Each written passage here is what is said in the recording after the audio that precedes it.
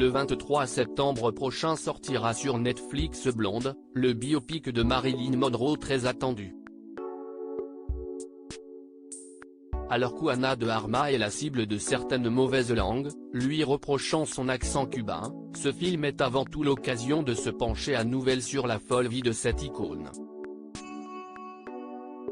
Notamment son histoire passionnelle avec le Français Yves Montand. L'actrice de certains les manchots était-elle enceinte de l'acteur? Certaines photos troublantes ont fait naître de nombreux doutes près de 50 ans après. En 1960, Marilyn Monroe et Yves Montand vivent une relation amoureuse, une liaison pour l'homme qui est alors marié à Simone Signoret. De son côté, Marilyn est elle aussi mariée à Arthur Millet. Avec Yves Montand, ils partagent l'affiche du film Le Milliardaire et 50 ans après leur idylle, des photos des deux stars sont plutôt troublantes. Sur ces clichés qui datent de l'été 1960, l'actrice affiche un petit ventre rond qui laisse à penser qu'elle aurait alors pu être enceinte. Ces photos qui viennent ainsi appuyer cette folle thèse, ont été prises par une amie de Marilyn Monroe, Frida Hull. L'actrice hollywoodienne avait alors 34 ans. Des photos secrètes finalement dévoilées, elles ont toujours été gardées secrètes jusqu'à ce que la photographe ne décède en 2004.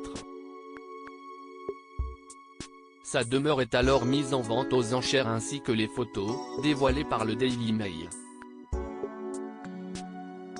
Frida Hull aurait affirmé à Tony Michaels, un de ses voisins, que la star du légendaire Les hommes préfèrent les blondes lui avait confié être enceinte d'Yves Montand.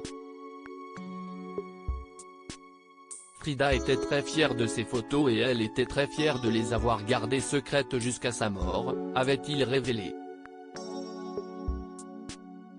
Mais elle m'a raconté leur histoire, que Marilyn était enceinte d'Yves Montand. Ce n'était pas une supposition ou un soupçon, elle le savait tout simplement, elle était très proche de Marilyn. Elle appelait ces photos les clichés enceintes, elle m'avait dit que le père était Yves Montand, elle m'avait raconté aussi comment Arthur Millet avait été demandé ailleurs, tout comme Simone Signoret, laissant Marilyn et Yves dans leur hôtel à Beverly Hills, dans des chambres côte à côte, avait-il fait savoir. Quant à cette grossesse secrète, elle ne serait pas arrivée à terme, comme l'a expliqué le Tony Michaels, révélant que l'actrice avait perdu le bébé.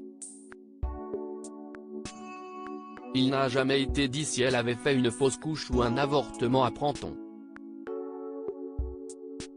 Marilyn Monroe a toujours voulu avoir un enfant, mais a fait 3 fausses couches avant cette supposée grossesse.